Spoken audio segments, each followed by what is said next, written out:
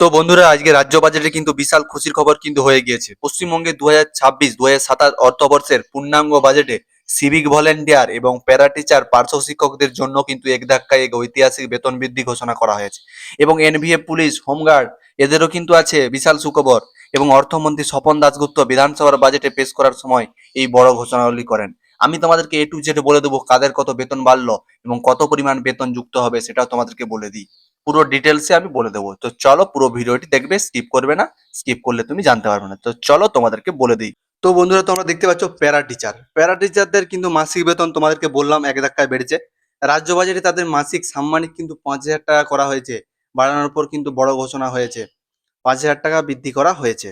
এবং তারা কিন্তু আগে বেতন পেত 11,000 টাকা, আর 5,000 যদি যুক্ত হয় তাহলে কিন্তু 16,000 টাকা প্যারা টিচারদের এমএসকে দের বেতন কিন্তু দাঁড়িয়ে যাচ্ছে।